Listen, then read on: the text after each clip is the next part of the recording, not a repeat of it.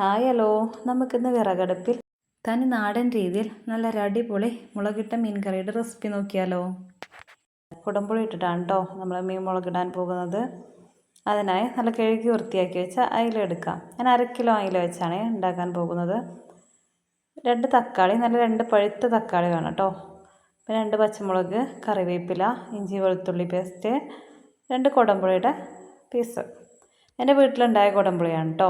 കണ്ടോ, അടുപ്പിൻ്റെ അടുത്ത് എൻ്റെ ഉണക്കാൻ വെച്ചതാണ്. ഇങ്ങനെയാണ് ഞങ്ങളുടെ വീട്ടിൽ കുടംപുളി ഉണക്കാറ്. വിറകടുപ്പിലാണ് കേട്ടോ കറി ഉണ്ടാക്കാൻ പോകുന്നത്. അതിനായി ഒരു മൺചട്ടി വെച്ച് അതിലേക്ക് 3 ടേബിൾ സ്പൂൺ വെളിച്ചെണ്ണ ചേർത്ത് കൊടുക്കാം. എണ്ണ ചൂടായി വന്നതിന് ശേഷം 1/2 ടീസ്പൂൺ ഉലുവ ചേർത്ത് കൊടുക്കാം.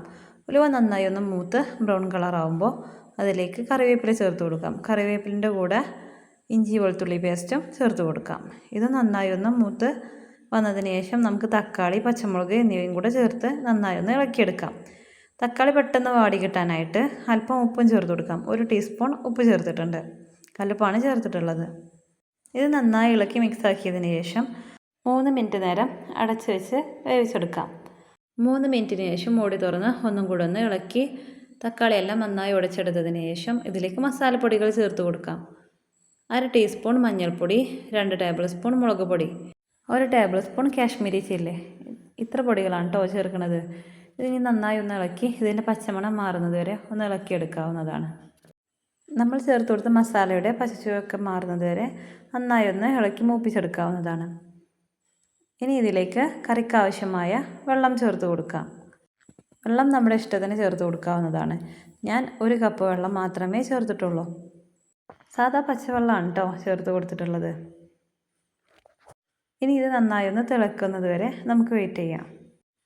ഈ ടൈമിൽ നമ്മൾ എടുത്ത് വെച്ച കുടംപുളിയും ചേർത്ത് കൊടുക്കാവുന്നതാണ്. കുടംപുളി വെള്ളത്തിൽ കുതിർത്തിട്ടും ചേർത്ത് കൊടുക്കാം, അല്ലാതെ ഇങ്ങനെ ഈ ടൈമിൽ ഇട്ട് കൊടുക്കാവുന്നതാണ്. എങ്ങനെയായാലും നമ്മുടെ ഇഷ്ടത്തിനനുസരിച്ച് ചെയ്യാവുന്നതാണ്. ഇനി മീൻ കറിയുടെ ഗ്രേവി നന്നായി തിളച്ച് വരുന്നത് വരെ ഒന്ന് വെയിറ്റ് ചെയ്യാം.